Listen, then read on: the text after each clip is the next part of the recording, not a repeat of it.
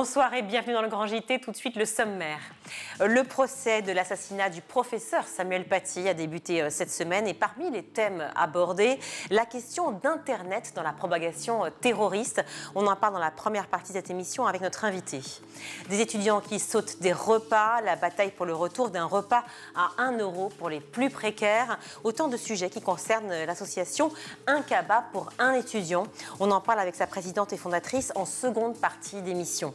Dans son panorama cette semaine, Charlie Adélaïde nous emmène au cinéma à la découverte de Flo, le chat qui n'avait plus peur de l'eau. Mais tout de suite, on fait un point sur l'actualité de l'éducation avec Shirley.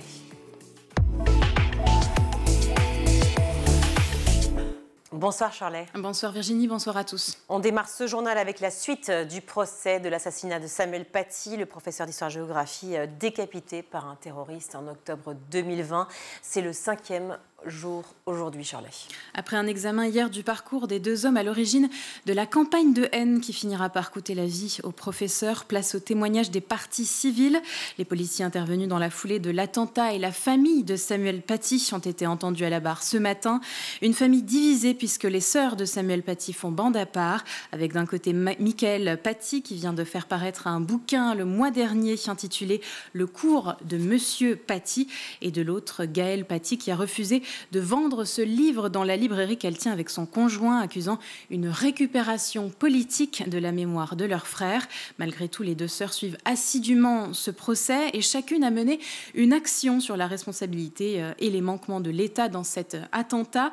Elles ont également témoigné sur la personnalité de Samuel Paty et le symbole qu'il est devenu après son assassinat. Pour rappel, le procès des 8 adultes accusés d'avoir contribué à la campagne de haine a démarré ce lundi.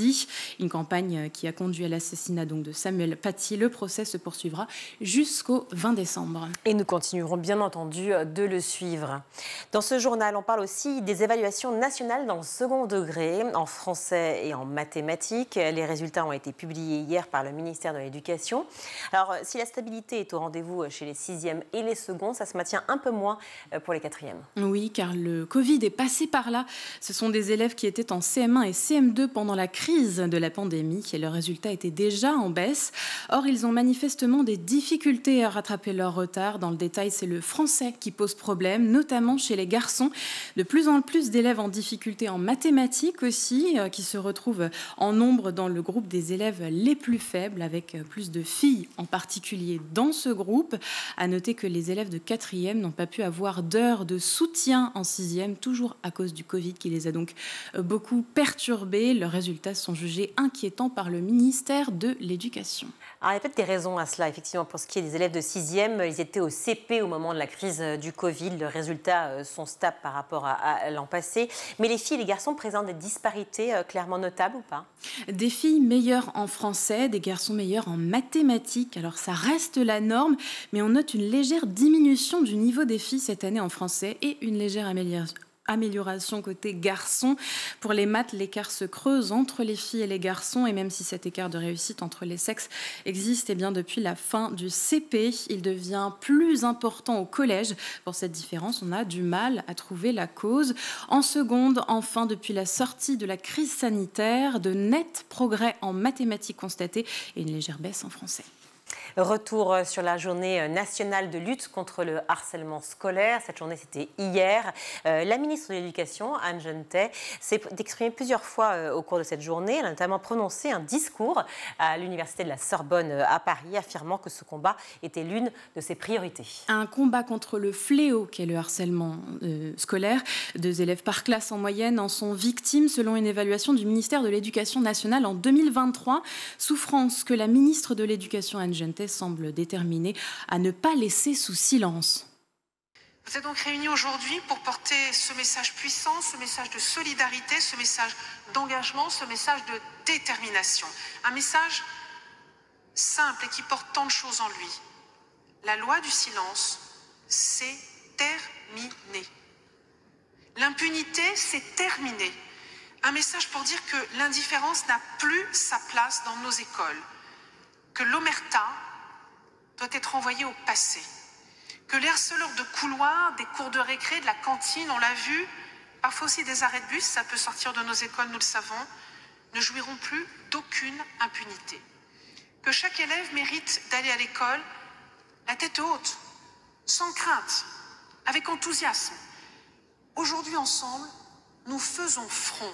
C'est à l'occasion de ce discours que la ministre de l'Éducation a annoncé vouloir pérenniser la distribution de questionnaires d'auto-évaluation, des questionnaires qui permettent de repérer des situations de harcèlement et de libérer la parole. Tous les ans donc, les élèves à partir du CE2 et jusqu'au lycée, en passant par les collèges, rempliront une grille d'auto-évaluation de façon anonyme. Le dispositif démarré l'an dernier sera donc renouvelé tous les ans d'après la ministre. Cette année, il est distribué depuis le 7 novembre et jusqu'au 15 du mois.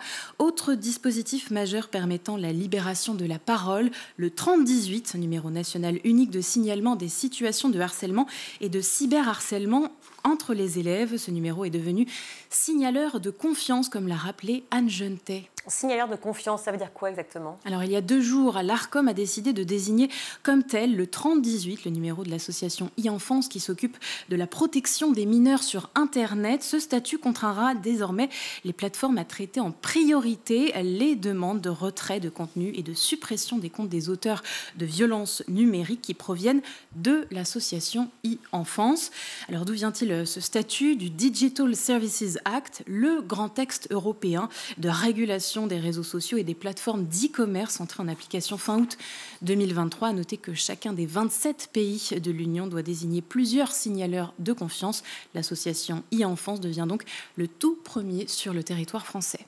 C'est aussi un numéro unique qui apparaît dans le rapport d'Abin, un rapport qui préconise un signalement simplifié dans les crèches en cas de maltraitance. Il a été rédigé 2 ans après la mort d'un nourrisson à Lyon.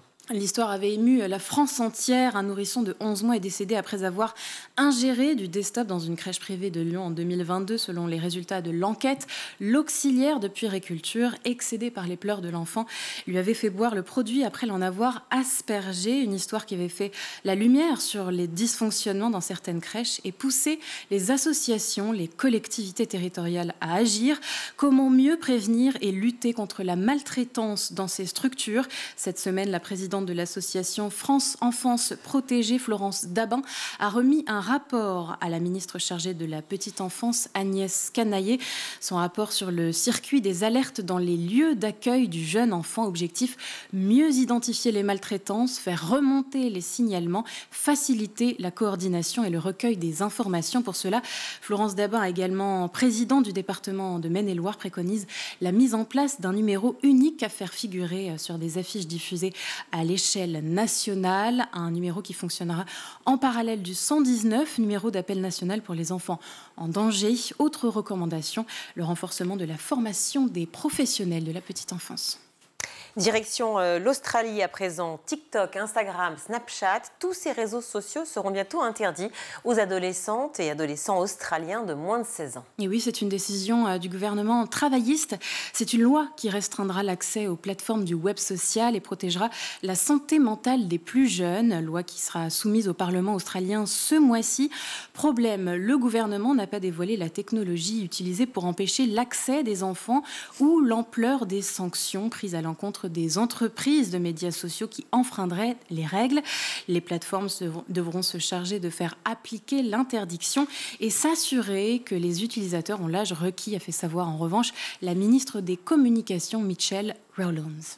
Réseaux sociaux toujours, elle a pour ambition de concurrencer WhatsApp et Messenger. La nouvelle application de messagerie instantanée Days a été lancée en début de semaine et toute la génération Z en parle. Oui, parce que c'est la cible de cette application créée par une start-up new-yorkaise. Mais qu'a-t-elle de bien particulier cette application pour susciter tant d'intérêt? Eh bien, des fonctionnalités uniques et une personnalisation avancée. Days, c'est une app innovante où il faut faire preuve de créativité. Terminer les messages écrits dans une même police et tout en noir et les emojis classiques bye bye. Regardez.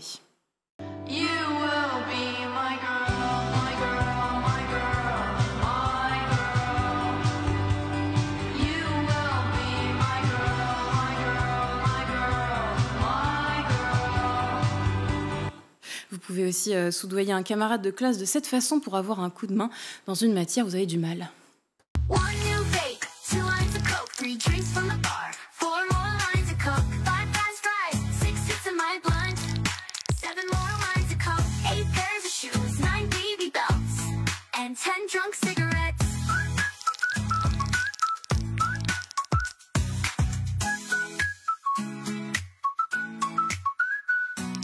Seriously, I don't need anything from a man. Actually, maybe give me some money. I don't need money from a man, I got my own. But I want money from a man. Getting girls rich, yeah. Derrière tout cela, l'intelligence artificielle, bien sûr, sur TikTok et Instagram. Les vidéos de présentation de Days cumulent plus de 25 millions de vues. Et si l'app est sortie lundi, donc une liste d'attente fait patienter les utilisateurs pour recevoir leur lien de téléchargement. Merci beaucoup, Shirley. Depuis le début de la semaine, le procès de l'assassinat de Samuel Paty a démarré. Et parmi les questions qu'il soulève, eh bien, celle de la mécanique de l'engrenage, la mécanique du numérique et des réseaux sociaux dans la mécanique terroriste. On en parle tout de suite avec notre invité. Axel Dessein, bonjour. Bonjour. Merci beaucoup d'être avec nous sur le plateau du Grand JT. Vous êtes directrice d'Internet sans crainte, le programme national d'éducation au numérique de la Commission européenne. On vous a reçu plusieurs fois sur ce plateau. Nous sommes ravis de vous recevoir à nouveau pour parler de ce procès qui a démarré lundi dernier concernant l'assassinat de Samuel Paty. Un procès qui est chargé d'étudier l'implication des individus dans l'engrenage qui a mené à cet assassinat qui était en octobre 2020. Un engrenage de rumeurs, clairement, on peut le dire dès le départ. Oui, parce qu'en fait, il y a une rumeur exactement qui a apparu et qui s'est propagée surtout sur les réseaux sociaux. Enfin, les réseaux sociaux ont vraiment fait caisse de résonance dans ce cas-là, sur effectivement plus une situation qui, au départ, n'a juste pas existé. Donc, une sorte de faux témoignage, finalement, qui a été le point de départ à faire monter toute une vague de haine qui est arrivée à cette issue terrible. Oui, il faut comprendre et recontextualiser effectivement la situation pour pouvoir comprendre la place des réseaux sociaux, la place effectivement du numérique dans ce procès, dans cette affaire, si je puis dire, Samuel Paty. On rappelle quand même que cette jeune fille, n'ayant pas assisté à un cours, effectivement, répand une fausse rumeur. On peut en reparler peut-être un petit mot. Oui, en fait, elle prétend avoir assisté effectivement à un cours et à des propos auxquels elle n'a du coup pas été présente. Et c'est comme ça, en fait, que se répand toute une fausse information sur les réseaux, sur une prétendue séquence. Et j'ai envie de dire, peu importe, parce que ce qu'elle dénonce a tout à fait sa place aussi à l'école.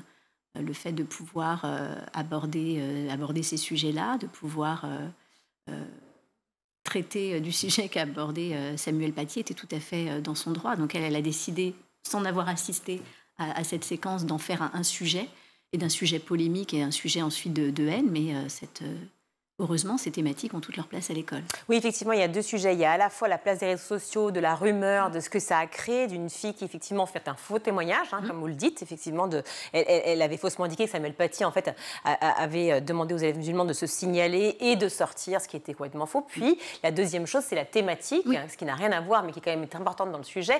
La thématique de la caricature, de pouvoir justement travailler l'esprit critique sur la caricature, qui est toujours encore un débat aujourd'hui.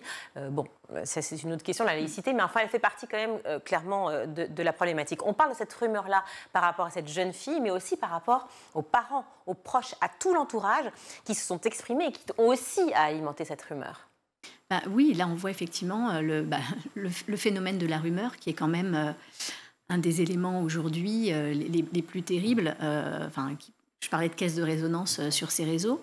C'est-à-dire que chacun y va ensuite de son interprétation, de son émotion, la fait grossir. En général, la rumeur vient s'alimenter ensuite d'autres fausses informations.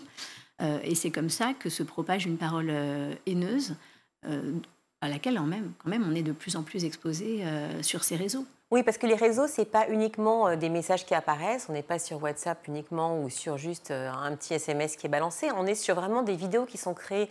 Je rappelle quand même ce qui s'est passé. Le père de la jeune fille, épaulé par un ami propagandiste très virulent, donc les deux ensemble, à tour de rôle, ils avaient publié chacun une vidéo sur les réseaux sociaux. La première, celle du père, s'intitulait « Touche pas à mes enfants » et la seconde, « L'islam et son prophète insultés dans un collège public ». Qu'on est vraiment dans une idée de création, d'une rumeur qui s'amplifie et de la création aussi de contenus qui vont encore plus démultiplier. Oui, il se trouve que là, un groupe a décidé d'en faire un sujet, et un sujet de revendication. Donc ensuite, ça vient se greffer.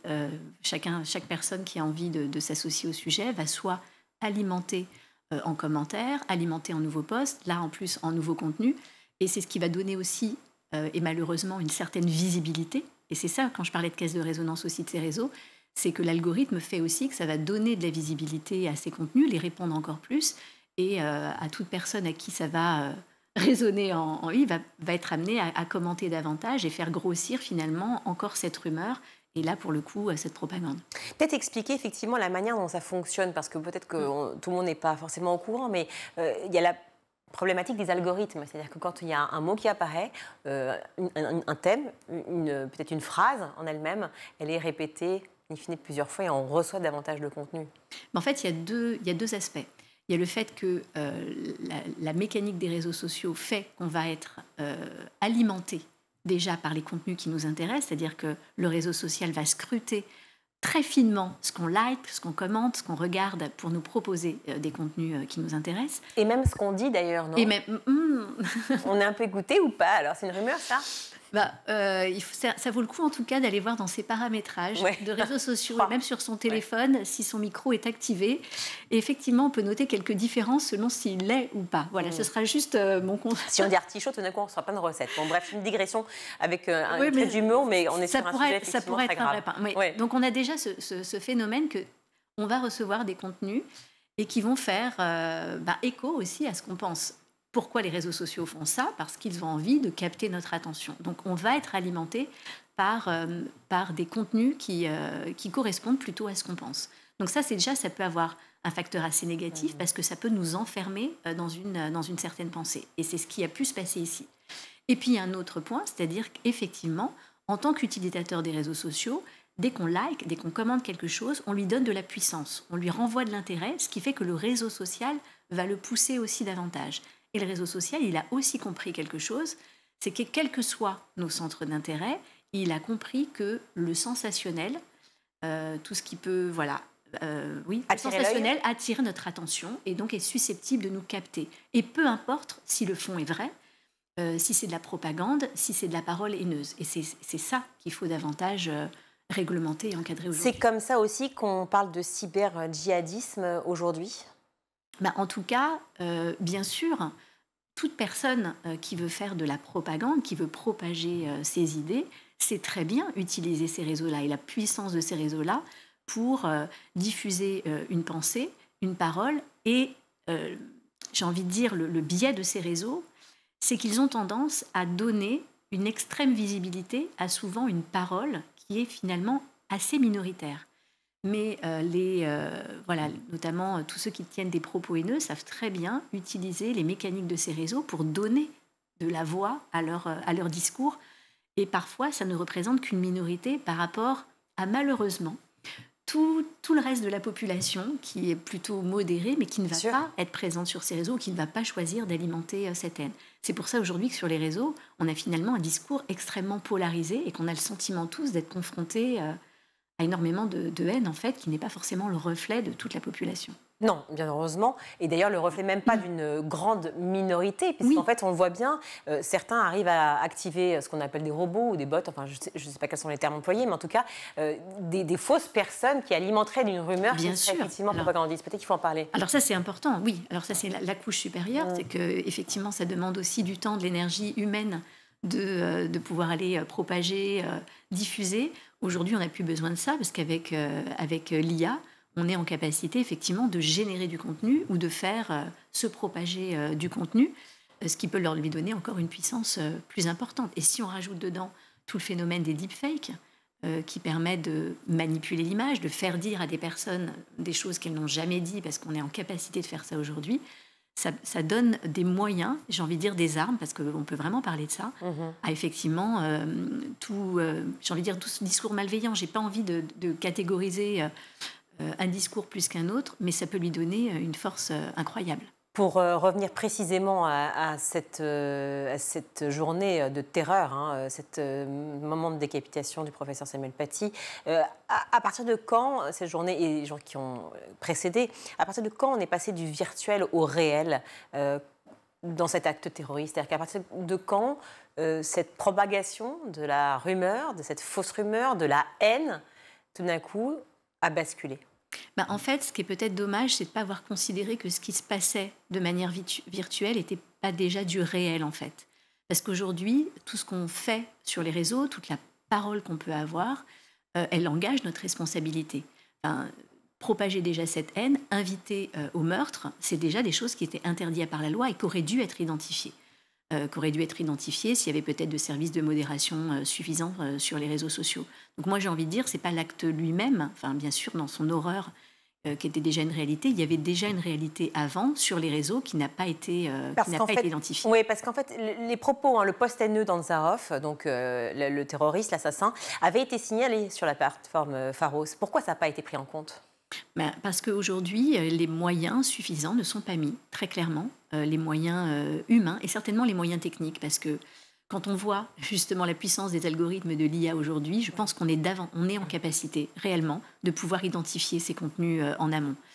Et aujourd'hui, il n'y a pas assez de moyens quand on voit les nombres de modérateurs qu'il y a sur des plateformes comme celle de Meta ou TikTok. Elles sont ridicules au regard de... Voilà, on parle de quelques dizaines ou centaines de personnes. Comment l'analyser ? Elles sont ridicules, pourquoi ? C'est-à-dire que c'est l'État qui ne met pas suffisamment de pression, pas de moyens financiers. Est-ce que ce sont les plateformes aussi qui clairement ne veulent pas réguler ? Ça vient d'où en fait ? Comment on peut poser la bonne question ? La pression des États, elle est là. Si on pense au DSA par exemple, ce règlement européen qui a été mis en place pour justement forcer les plateformes à se réguler davantage, il y a des obligations, enfin déjà, il y a une demande de transparence sur communiquer ce qui a été mis en place, donc ça permet de voir le décalage entre le problème et les solutions mises. Et clairement, les plateformes n'investissent pas assez, ne voient pas l'intérêt pour elles d'investir, parce que finalement, quelque part, ces contenus, elles servent leur démarche de captation et d'attrait pour les contenus qui peuvent y être partagés. Certains ont ensuite dit, effectivement, Pharos, j'irai plus jamais, c'est dramatique, sauf que, pardon de le rappeler, mais enfin quand même, Twitter, pareil, absence de réaction, alors que les propos étaient tenus également par Anzarov. Instagram, exactement pareil, puisqu'il laissait prospérer les appels au meurtre du propagandiste en question. Facebook, pareil, flot de messages épouvantable, personne n'a réagi. Enfin, je veux dire, on ne stigmatise pas une plateforme, pour le coup. Non. Alors, on peut quand même stigmatiser certaines plateformes. Enfin, il y a des plateformes, vous avez cité X, qui a fait quand même le choix au nom de la liberté d'expression. Et pardon, je dis Twitter, c'est l'ancien. Oui, non, mais c'est mon grand âge. Mais moi aussi, j'ai tendance à dire Twitter, j'ai du mal à passer à X. Au nom de la liberté d'expression, autorise à ce que soit diffusé absolument tout et avec des contenus qui sont, qui viennent vraiment se confronter aux limites à la liberté d'expression en France. On n'a pas parlé aussi d'une messagerie qui est Telegram, qui est aujourd'hui un espace sur lequel se partage une violence inouïe. Auquel les jeunes sont confrontés et qu'ils vont chercher pour aller chercher des sensations et répondre à un intérêt morbide qu'on peut avoir à cet âge-là sans avoir forcément conscience des conséquences. Des messages et des images. Surtout des images, et des images d'une violence qu'on soupçonnait peu. Et ça a un impact quand même sur la représentation qu'on peut avoir de la violence et peut-être ce flou qu'il peut y avoir entre une image virtuelle, un message qui semble virtuel, et puis tout d'un coup, c'est quelqu'un qui se saisit de ce message et qui est capable, dans une réalité, de faire cette horreur-là, comme ce qui est arrivé à Samuel Paty. Vous parliez de X à l'instant, donc ex-Twitter. X, on a l'impression, en tout cas, j'ai l'impression, bascule davantage, encore et encore. Est-ce qu'on peut craindre le pire dans les années à venir, aussi sur ces réseaux-là ? Oui, puis au regard des élections qu'on vient de vivre, la question se pose en termes effectivement de manipulation et au nom d'une certaine liberté d'expression, de laisser se propager des contenus haineux, extrêmement polarisés, des contenus violents sans absolument aucun filtre et des choses qui sont quand même sous le coup de la loi en France et auxquelles visiblement on n'est pas en capacité d'agir et de protéger nos utilisateurs. C'est très important ce que vous venez de dire par rapport à tout en général, évidemment, mais par rapport à la liberté d'expression. Parce qu'en fait, c'est toujours ce qui est revendiqué, d'un côté comme de l'autre d'ailleurs, il faut bien le dire, il faut bien l'avouer. Et donc du coup, peut-être, est-ce qu'il y a une mauvaise prévention, sensibilisation, en tout cas, il n'y a pas de réponse logique et intelligente apportée à cette fameuse liberté d'expression dont on ne sait pas quoi mettre dedans ? En fait, elle est quand même extrêmement réglementée en France. Et sûrement, ce qu'on oublie, c'est que la loi, elle s'applique aussi dans l'espace numérique. Et aujourd'hui, on a en tout cas une loi en France qui pose des limites à cette liberté d'expression. On n'a pas le droit d'injurier, de diffamer, on n'a pas le droit de tenir des propos racistes, antisémites. Enfin, il y a toute une liste qui existe depuis très longtemps. Le problème aujourd'hui, vous parliez de sensibilisation, c'est comment on peut faire cette sensibilisation auprès du public et auprès des jeunes en particulier, quand constamment sur le réseau, ils voient que ces règles-là ne sont absolument pas appliquées et que même c'est normalisé et banalisé de tenir ces propos haineux. Donc, comment on fait se rencontrer ces espaces, ces services qui sont internationaux avec le droit qui est propre à un pays, en fait. C'est peut-être ça l'enjeu et c'est peut-être ça les limites qu'on rencontre aujourd'hui. Notre incapacité en France à pouvoir faire appliquer nos lois dans l'espace numérique qui n'a pas de frontières. En France et en Europe, je rappelle. Et en Europe, oui, parce que de toute façon... Oui, c'est ça, que vous faites partie effectivement Internet sans crainte, est un programme national d'éducation au numérique de la Commission européenne, donc vous connaissez bien le problème. Est-ce que justement c'est un atout quelque part d'avoir l'Europe aussi là, oui. ou justement un frein à cette régulation dont on a fort besoin? Non, on le voit vraiment comme un atout, parce que très clairement, à l'échelle des nations, on ne peut pas faire grand-chose. Par contre, à l'échelle de l'Europe, déjà, il y a effectivement plus de poids et il y a plus une capacité peut-être, et on le voit avec le DSA quand même, qui a réussi à faire plier les plateformes, à mettre des amendes à des plateformes, à freiner même des projets. Quand le projet de TikTok Lite, par exemple, l'an dernier, avec un système de rémunération des gens, et notamment des jeunes, pour qu'ils regardent des contenus, a pu être freiné à ce niveau. Donc non, effectivement, c'est vraiment à l'échelle européenne qu'on a plus le chance de pouvoir agir. Mais c'est vrai qu'on se pose la question, pardon de vous couper, mais pourquoi on a réussi à réguler justement, typiquement pour TikTok Lite, et pourquoi on ne le fait pas pour des choses qui apparaissent quand même extrêmement gravissimes? Je veux dire, et puis ne serait-ce que pour tous ceux en fait qui aujourd'hui se disent, mais enfin, comment on peut encore laisser passer ce genre de situation? Qu'on soit d'ailleurs catholique, musulman, juif, peu importe, qu'on soit français, peu importe, c'est pas le sujet. N'importe quel citoyen aussi se demande ça. C'est-à-dire que qu'est-ce que je fais déjà pour mon enfant? Est-ce que je le laisse aller sur les réseaux, qu'il ait 15 ans ou évidemment 11 ans, la question se pose davantage. Et comment j'arrive à réguler ça, si même l'État n'y arrive pas? En fait, on se retrouve souvent aux limites du droit, entre un droit international, un droit national. Et puis ces plateformes, ce qu'elles revendiquent aussi, c'est et c'est peut-être ça le problème, c'est qu'elles ne sont que des hébergeurs. Elles estiment qu'elles n'ont pas, comme un journal par exemple, de regard sur la ligne éditoriale des contenus qui sont proposés. Eux, ils disent juste, on héberge, on n'est pas responsable. C'est les gens qui publient qui sont responsables. Donc c'est là-dessus qu'il faut travailler, donc sur la responsabilité. Voilà, sur la responsabilité, effectivement. Parce qu'en fait, tous les utilisateurs aujourd'hui sont amenés à tomber aussi sur ces fameux contenus terroristes, sur des personnes qu'ils peuvent joindre facilement. Enfin, je veux dire, c'est quand même, le lien est extrêmement simple. Le lien est de plus en plus simple, est extrêmement simple. On peut être en contact direct et ces personnes-là savent très bien utiliser aussi les mécaniques des réseaux sociaux pour aller discuter directement avec des jeunes, pour les convaincre. C'est ça aussi aujourd'hui qui est dangereux et sur lesquels effectivement les parents devraient être vigilants. On ne sait pas exactement aujourd'hui qui nos enfants vont rencontrer quand ils sont sur les réseaux, et des adultes savent très bien se servir de la confiance, de certains messages pour gagner la confiance de quelqu'un et transmettre des messages de haine ou de convaincre, d'adhérer à un discours quelconque, parce qu'on va se servir d'une faille, d'un manque d'attention peut-être qu'on a dans la famille à ce moment-là, d'une vulnérabilité qu'on a tous à l'adolescence, où on peut être à un moment donné réceptif à ce genre de message si on a en face de nous quelqu'un d'un peu habile, oui. Oui, puis réceptif évidemment aux images, surtout qui sont d'une extrême violence. Merci beaucoup d'être venue sur ce plateau. Merci, Axelle Dessein, je rappelle que vous êtes directrice d'Internet sans crainte, programme national d'éducation au numérique de la Commission européenne. Merci d'être venue sur le plateau du Grand JT. C'est toujours un bonheur de vous avoir. Merci. On va marquer une courte pause et on se retrouve.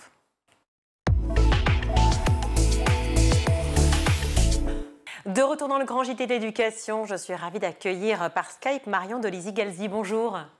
Bonjour Virginie. Merci d'être avec nous Marion. Vous êtes présidente et cofondatrice de Inkaba pour un étudiant. Est-ce qu'on peut rappeler ce qu'est Inkaba, un étudiant, et surtout la manière dont ça s'est passé, dont vous avez eu l'envie de créer en fait cette association? Oui, tout à fait. Alors, cette association date de début 2021, donc au bout d'un an de Covid. Alors, le concept de un cabas pour un étudiant est assez simple. Nous mettons en lien, afin de lutter contre la précarité étudiante, nous mettons en lien dans une même ville un parrain ou une marraine avec un ou une étudiante en difficulté. Et le rôle des parrains et des marraines est de soutenir leur filleule étudiant tout au long de l'année universitaire de deux façons. La première, c'est évidemment, comme son nom le laisse penser, offrir à l'étudiant des cabas de course. Il ne s'agit absolument pas de leur faire des dons d'argent, mais vraiment d'acheter avec eux ou sans eux des courses, notamment alimentaires, et de leur remettre en main propre.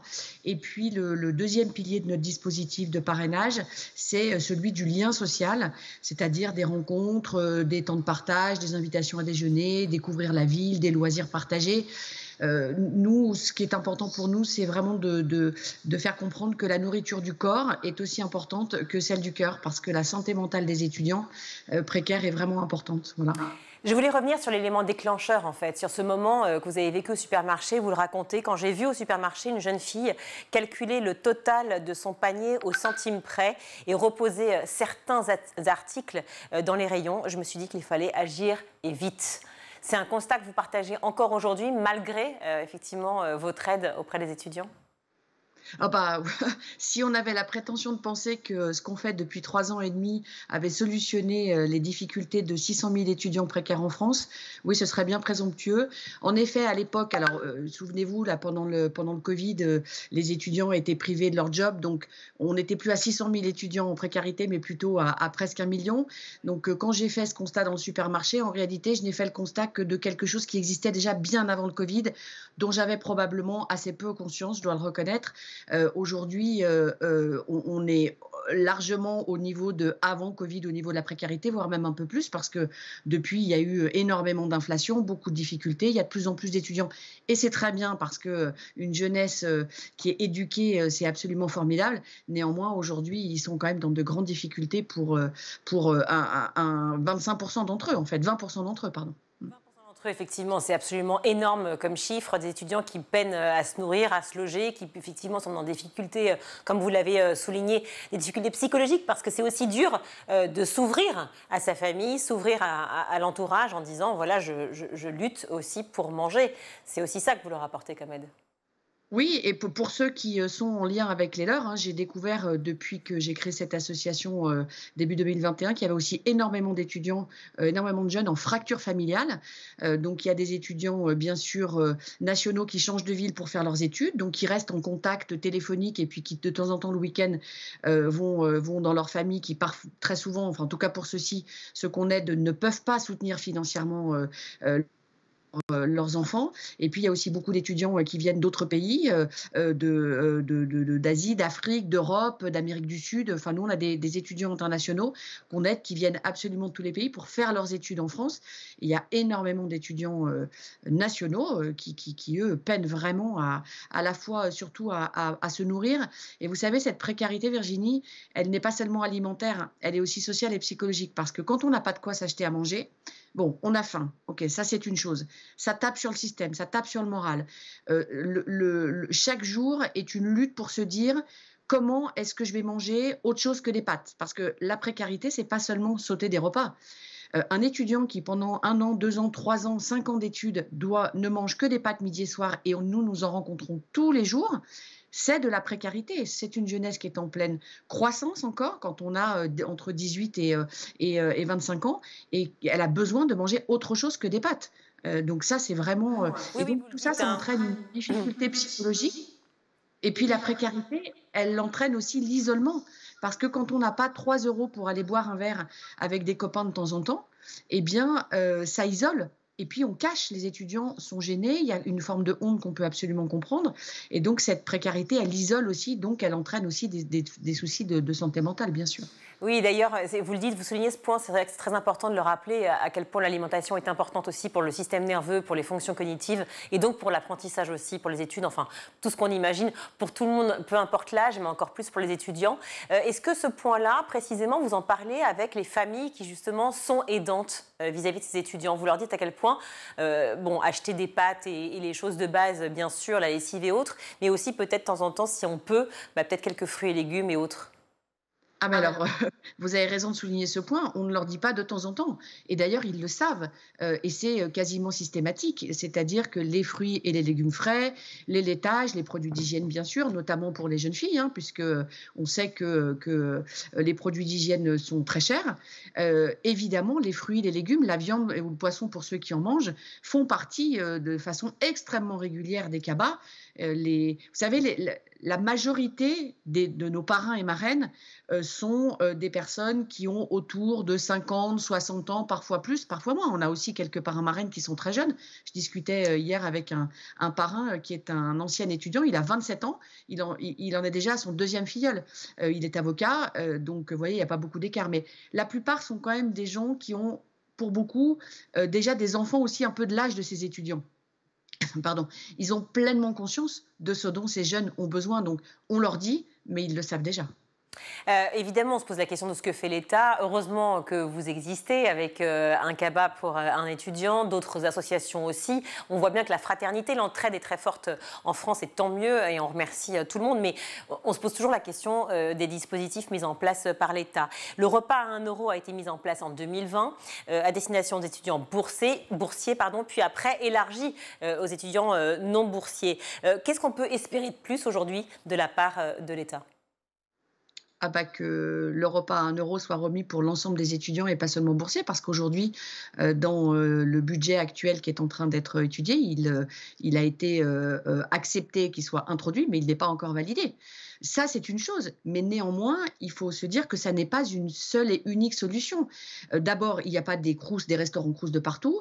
La plupart sont fermés le soir. Beaucoup sont tellement remplis entre midi et 2 à l'heure du déjeuner. Il y a beaucoup d'étudiants qui nous disent « mais moi, il y a tellement de queues, j'ai 45 minutes pour déjeuner quand je sors de la fac, je ne peux même pas aller au restaurant du crous ». Donc, évidemment, c'est un élément qui est essentiel de l'élargir à l'ensemble des étudiants et pas seulement les boursiers, mais ça n'est de toute façon pas une solution en soi et pas suffisant. Absolument. Un amendement du NFP au projet de loi de finances, effectivement, a priori, va peut-être passer, on l'espère en tout cas, et généralisé à tous les étudiants, évidemment. On espère davantage de sensibilisation aussi, car heureusement, encore une fois, vous êtes là, mais peut-être que peu d'étudiants savent que ça existe, ou en tout cas, est-ce qu'il y a un problème de proximité par rapport au territoire, à l'endroit où on se trouve ? Alors, nous, évidemment, il faut que nos parrains marraines habitent dans ou très près des grandes villes, puisque de toute façon, c'est là où sont les étudiants, enfin, en tout cas, près des concentrations étudiantes. Mais aujourd'hui, la grande majorité quand même de la précarité réside dans les villes qui sont chères. Évidemment, vous vous doutez bien qu'un loyer à Saint-Étienne ou en région parisienne le même. Pour autant, nous avons des parrainages, par exemple, à Saint-Étienne, parce qu'il y a des étudiants qui sont très en difficulté. Et puis, vous savez, on parle souvent, on entend beaucoup de gens qui nous disent « mais les étudiants n'ont qu'à travailler, moi j'ai travaillé, ça s'est très bien passé ». Évidemment, nous ne sommes pas là en train de dire qu'il ne faut pas qu'ils travaillent, mais il faut entendre 2 choses. D'abord, il y a beaucoup de cursus qui parfois ne permettent pas à l'étudiant de travailler parce que les horaires changent tout le temps ou parce que les horaires sont extrêmement importants.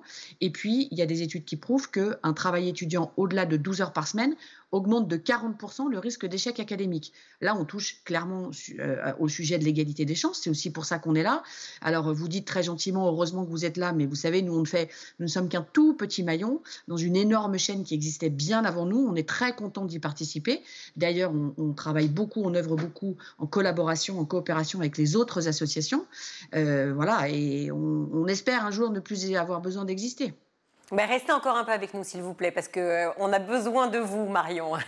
Merci 1000 fois d'être... Vous savez, on a surtout besoin de vos téléspectateurs qui vous regardent, qu'ils soient enseignants, qu'ils soient parents ou non, et en tout cas qui aient envie de s'engager dans cette aventure humaine, parce que je peux vous dire que le lien social, au-delà des courses offertes, c'est vraiment une...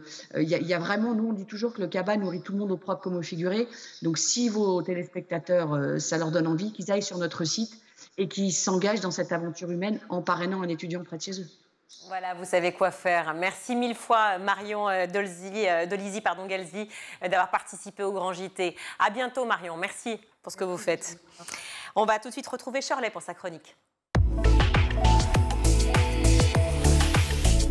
Un chat mignon, mais pas que. Mais oui, loin de là même. D'ailleurs, dans le film d'animation Flo, le chat qui n'avait plus peur de l'eau. En ce moment au cinéma, on suit les aventures d'un félin entouré d'autres animaux. Alors, comment ce long métrage filmé à hauteur de chat parvient-il malgré tout à parler de nous, Shirley? Et oui, et tout cela... Sans un mot en plus. Oui, sans un mot, c'est muet. C'est un film d'animation muet. Alors ça peut être un peu déroutant au départ, mais une fois qu'on a accepté cette particularité, eh ben on est lancé. On peut accéder à l'univers fascinant du réalisateur, donc un laiton de seulement 30 ans qui s'appelle Gintz Zilbalodis. C'est son deuxième long métrage après Away, sorti en 2019 et également muet, donc c'est un peu sa marque de fabrique. Alors qu'est-ce que ça raconte, Flo? Eh bien c'est l'histoire d'un chat très indépendant qui a peur de l'eau. Jusque-là, ça ressemble à un chat, si vous en avez, c'est à peu près leur portrait. Et d'ailleurs, le réalisateur s'est inspiré de son propre chat, un petit chat noir, donc, qui un jour se réveille dans sa maison, la maison dans laquelle il vit, et sa maison est inondée, tout comme les alentours d'ailleurs. La vie humaine semble avoir déserté le monde, il n'y a plus que les animaux, la nature et beaucoup d'eau, comme si le niveau de la mer s'était tellement élevé qu'il avait envahi toute la planète. Imaginez le calvaire pour ce chat qui se trouve malgré tout refuge sur un bateau avec d'autres animaux, une sorte d'arche de Noé qui vogue à l'abandon avec à son bord le fameux chat, un très grand oiseau, un lémurien, un chien et un capybara. Ça donne envie de les voir, non, Virginie? Allez, c'est parti, on regarde un extrait.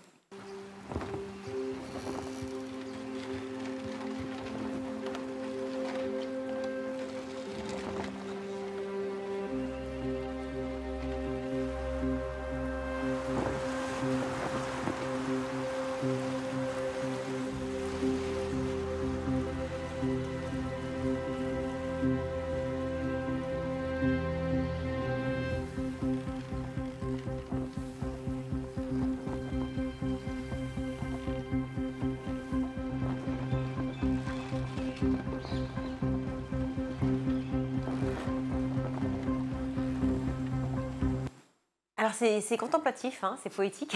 C'est vrai. Est-ce qu'il y a un petit peu d'action, un truc, une patte folle, je sais pas, quelque chose? Non mais détrompez-vous, c'est vrai, cette scène était très calme, mais le rythme du film est plutôt intense, avec plein de rebondissements. C'est une apocalypse dont les animaux sont les héros. Dès les premières minutes, en fait, on est embarqué dans une course-poursuite entre le chat et une meute de chiens qui nous met tout de suite dans le bain. Pas de parole, mais on se sent d'autant plus en immersion dans la vie des animaux. Je tenais à ce qu'ils se comportent comme des animaux et à ce qu'ils ne parlent pas comme dans les gros films d'animation. Ils ne prennent pas de décisions psychologiques compliquées, nous dit le réalisateur. Pas de paroles, mais nos sens sont en éveil devant ce film qui a mis le paquet sur l'image, pour beaucoup faite à la main, sur les mouvements de caméra, sur la musique, sur les sons aussi. On ressent plein d'émotions, de la peur, la même peur que le chat, la même peur de l'eau que le chat, parce que le film adopte souvent son point de vue. Quand il manque de couler plusieurs fois, on a vraiment peur de couler. De la joie aussi, on rit du comportement des animaux, notamment des lémuriens qui collectionnent les objets de façon complètement obsessionnelle. Une certaine tristesse aussi, évidemment, de voir ce monde englouti par les eaux. Bon, alors le lien avec nous aussi, les humains, ça veut dire quoi? C'est-à-dire qu'on vit comme un chat, mais on peut s'identifier ou pas? Alors le lien, oui, parce que en fait, si l'auteur a choisi un chat dans un scénario pareil, il savait qu'on allait tout de suite penser à la peur de l'eau. Mais finalement, il y a un défi bien plus grand que l'eau. C'est réussir à coopérer avec les autres quand ils sont différents de nous, réussir à intégrer un groupe aussi. Il y a un oiseau qui, par exemple, va se faire rejeter de son groupe d'oiseaux et qui va finir par rejoindre le radeau des animaux avec le chat, le chien, les lémurien, etc. En fait, c'est l'opposition entre l'individu et la société que le réalisateur explore dans ce film d'animation. Donc la volonté de dépeindre évidemment les désastres du changement climatique à travers ce récit? Oui, naturellement, mais pas que, car il a voulu aussi mettre en avant la beauté de la nature et ne pas faire quelque chose de trop sombre. Et on le voit, c'est très beau, les arbres géants, les prairies, les fleurs, c'est vraiment très très beau. Et puis, ces inondations à l'origine des ravages de la nature, c'est aussi, je cite le réalisateur, d'un point de vue métaphorique, tout événement perturbateur dans nos vies qui nous oblige à nous adapter. Tout cela fait de Flo un petit chef-d'œuvre qui a d'ailleurs été salué par la critique. Le film d'animation a été présenté dans la catégorie Un certain regard au dernier festival de Cannes et a été multi-récompensé au festival d'Annecy. Il a reçu 3 prix, dont ceux du jury et du public. Allez, Une petite citation dithyrambique pour couronner le tout. L'un des films d'animation sur la nature les plus révolutionnaires depuis Bambi, une rareté et une merveille selon le site IndieWire, un site américain. Merci beaucoup, Shirley. Donc en ce moment au cinéma, Flo, le petit chat qui n'avait plus peur de l'eau. Merci mille fois. On va tout de suite retrouver le meilleur de School TV avec le Zap. Qu'est-ce que ça signifie tout ça pour l'industrie audiovisuelle que YouTube ait dépassé aujourd'hui les chaînes de télévision traditionnelles en nombre d'utilisateurs, en tout cas en France? Eh bien, déjà, c'est significatif d'un changement au niveau des habitudes de consommation. Alors attention, il faut tout de suite pondérer au niveau des chiffres, puisqu'en fait, Justine Rist, qui est donc la directrice France de YouTube, c'est elle qui a dit qu'effectivement YouTube était devenue la première chaîne de France. Cela étant dit, ce qu'il faut savoir, c'est que aujourd'hui YouTube, comme vous l'avez dit en introduction, en tout cas sur le mois de mai, donc c'était au moment où Médiamétrie a fait son étude, c'était donc 42,6 millions d'utilisateurs de plus de 15 ans sur tout le mois. Mais TF1, à cette période-là, a tout de même 52 millions d'utilisateurs, donc ils ne l'ont pas encore tout à fait dépassé.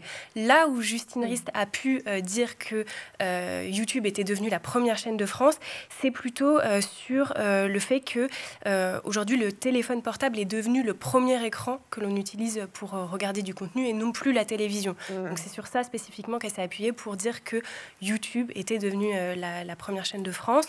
Voilà, alors en revanche, effectivement, YouTube, au fil des années, a gagné en utilisateurs, surtout auprès du jeune public qui, effectivement, a des habitudes de consommation pour les écrans tout à fait différentes de leurs aînés.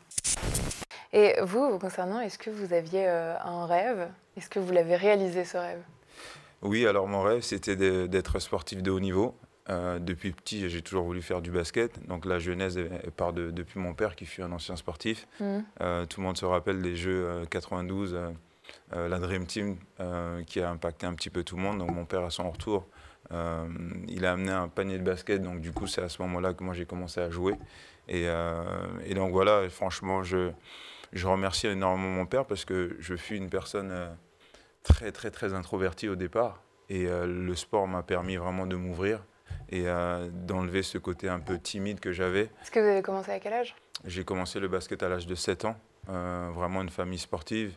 Mes frères aussi jouent au basket, donc voilà, et moi vraiment ce parcours m'a vraiment bonifié dans beaucoup de domaines, que ce soit dans le développement humain, que ce soit dans la gestion de mes émotions, que ce soit voilà, tout simplement gérer les difficultés au quotidien, parce que la vie d'un sportif de haut niveau, il y a des échecs, il y a des moments de joie, donc il faut savoir voilà, gérer tout ça. Et puis aussi également, ça m'a permis de m'adapter, ça m'a permis de comprendre que c'est important de travailler, d'avoir une éthique de travail, voilà, d'avoir une force de résilience dans tout ce qu'on fait. Et encore une fois, c'est des valeurs qui sont transposables dans la vie de tous les jours. Et donc c'est pour ça, pour moi, le sport, c'est pas que pour les athlètes de haut niveau, c'est pour tout le monde le sport, en réalité, parce qu'on en a tous besoin. Ouais, il y a des bénéfices personnels. Un peu partout, voilà. Donc tout le monde peut trouver un peu son compte à ce niveau-là. Ce n'est pas la mère qui engendre celui qu'on nomme son enfant. C'est une citation chez Échille, ça je crois, si je ne me trompe. Elle n'est que la nourrice du germe qu'elle a conçu. Celui qui engendre, c'est le mâle. Elle, comme une étrangère, conserve la jeune pousse. Ce que vous venez de dire, quand un dieu n'y porte pas atteinte. Donc quand même, le patriarcat posé là depuis quelques millénaires. Oui, c'est terrible, parce que c'est vraiment une conception où la mère est assimilée en fait à une terre en jachère. Et donc, on voit bien d'ailleurs dans les déesses mères, souvent ce sont des déesses de la fertilité. Si on pense à Déméter, dont le nom comporte Méter, c'est la mère par excellence, c'est une déesse très très ancienne qui a précédé le panthéon grec et qui a ces deux vertus, c'est celle de la fécondité humaine, mais aussi de la fertilité de la terre. Et c'est cette idée de l'époque qu'en fait la semence ne vient que du père, c'est lui qui transmet la forme et l'esprit, et la mère va fournir la matière. C'est le réceptacle. Et voilà. Et donc elle va permettre à l'enfant de grandir, de se développer, mais elle n'a aucune influence en fait sur sa personnalité, ou éventuellement par l'allaitement. Damien, je me tourne vers vous maintenant. Quel regard vous portez sur cette affaire judiciaire, notamment vis-à-vis de cette famille qui attaque TikTok en justice? Est-ce que c'est vrai que TikTok affirme avoir des milliers d'experts en confiance et en sécurité, mais certains contenus, visiblement, échappent toujours à leur modération? TikTok, c'est 1,7 milliard d'utilisateurs. Donc, je mets au défi quelqu'un d'arriver à modérer une plateforme de 1,7 milliard d'utilisateurs. D'ailleurs, on le voit, hein, même Meta a beaucoup de mal. C'est très compliqué, surtout sur une plateforme où il y a beaucoup de contenus qui sont postés et des contenus courts. Donc, c'est extrêmement compliqué. On parlait en première partie de YouTube. Un TikTok, c'est la télé qui se zèle toute seule. Donc, autrement dit, je peux passer d'un coup de pouce d'un contenu à un autre. La seule différence, c'est que TikTok a un algorithme, on va dire, qui est extrêmement plus nocif et toxique que celui des autres plateformes. Et il est extrêmement, d'ailleurs, très bien fait, au sens où il est très bon pour arriver en quelques vidéos à cerner un peu qu'est-ce qu'on aime et à nous pousser des contenus qui peuvent nous intéresser. Et des fois, faire des pas de côté aussi. Mais globalement, l'objectif de TikTok, comme toutes ces plateformes, c'est d'ailleurs de capter notre temps d'attention. Et donc, à partir de là, la technique est assez simple, hein, c'est celle qu'on appelle la technique du dealer. Je vous donne une première dose, ça vous plaît, vous avez votre récompense de dopamine et je vais vous en donner encore plus. Et TikTok, son algorithme est particulièrement bien fait pour ça. C'est en ce sens qu'il est extrêmement toxique. D'ailleurs, il y a quelques mois, l'ONG Amnesty International a sorti un rapport qui mettait en avant la très grande toxicité de la plateforme et de son algorithme, justement, qui a mené à des cas comme celui que nous déplorons aujourd'hui, qui est le suicide de certains adolescents qui sont déjà peut-être pas bien, on va dire, avec leur adolescence, et qui vont s'enfermer dans des contenus, ce qu'on appelle une bulle de filtre. Ils vont s'enfermer dans ces contenus qui, peut-être pour les plus fragiles, vont les pousser à l'acte. Donc je trouve extrêmement bien que des familles attaquent TikTok. On verra ce qui se passera hein, si la plateforme réagit. Mais c'est une première et je pense que c'est tout à fait salvateur. Mickaël, quelque chose m'interroge sur cette vidéo. Oui. On ne voit pas de filles. Forcément, je vous pose la question. Quelle est la place des filles dans vos stages? Vous en accueillez? Bien sûr, elles ont leur place. C'est simplement qu'on n'a pas eu des filles qui sont venues, mais nous, on est ouvert à tout le monde. Les femmes, elles ont leur part dans la société, donc c'est important aussi pour nous. Donc, on invite autant les femmes que les garçons à venir à nos stages. Nous, il n'y a pas de préférence à ce niveau-là. Et alors, Marine, qui a fait du basket, me disait en off que ça peut être une problématique pour les filles, passer un certain cap, parce qu'il n'y a pas d'équipe dans leur secteur à laquelle elles peuvent adhérer. Est-ce que c'est une problématique qui persiste? Non, pas du tout, pas aujourd'hui. Le basket a évolué à une vitesse vertigineuse. Je crois que les grandes instances du sport comprennent que il est important de donner la place aux femmes dans cette société et dans le sport. Et aujourd'hui, on voit vraiment des jeunes dames, le basketball féminin qui se porte très très bien. Donc là, c'est peut-être une concours de circonstances, mais aujourd'hui, non, le basket féminin se porte plutôt très bien. Le XXe siècle, c'est le siècle de l'enfant choisi. Oui. Et là encore, c'est là au fond il y a le plus de bouleversements quand même. Ah oui, et même la deuxième moitié du XXe siècle. C'est ça. C'est-à-dire que là, tout se précipite d'une certaine façon et tout change puisque les femmes peuvent vraiment décider de ne pas être mères, ce n'était pas évident. Celles qui avaient des difficultés à devenir mères, on se voit offrir aussi de nouvelles possibilités avec les avancées médicales. Il y a de nouveaux modèles de mère, donc on redéfinit ce qu'est une mère. Hein. Il y a vraiment, avec la PMA, la GPA dans certains pays, des nouveaux rôles qui sont distribués autour de la maternité. Et autour de la paternité. Et il y a quand même Bien une sûr. photo que je vais vous la montrer dans quelques instants, d'Eddie Kuligowski, portrait de jeune, ça date de 1971. Et là, c'est extraordinaire, c'est le Christ. Comment parce que moi, le latin, c'est pas... Les vierges allaitantes, c'était... Latence. Non, c'était la Virgum... Virgolactance. Virgolactance. Et là, c'est la... Christus latence. Extraordinaire, quand même. Comment Ouais. C'est un jeune hippie qui ressemble terriblement aux représentations du Christ. Ouais. Et c'est vrai que comme on est habitué, notre regard est habitué à ces représentations de la Vierge à l'enfant. Exactement. Voilà, on projette ça. Et c'est une inversion assez amusante et qui interroge. Donc on a choisi à chaque fois des images qui étaient soit vraiment représentatives d'un moment, d'une époque, soit qui étaient un petit peu décalées et qui nous posaient des questions. C'est la fin de ce grand JT. Merci à vous tous de nous avoir suivis. Merci beaucoup Shirley d'avoir été avec nous. Merci également à toute l'équipe en régie et à la réalisation. C'est Alice Pitavi, le son Saïd Mamou, maquillage Laure Audemont, Laura Girard et Emma Ferré à la rédaction. Très belle soirée, bon week-end. Ciao.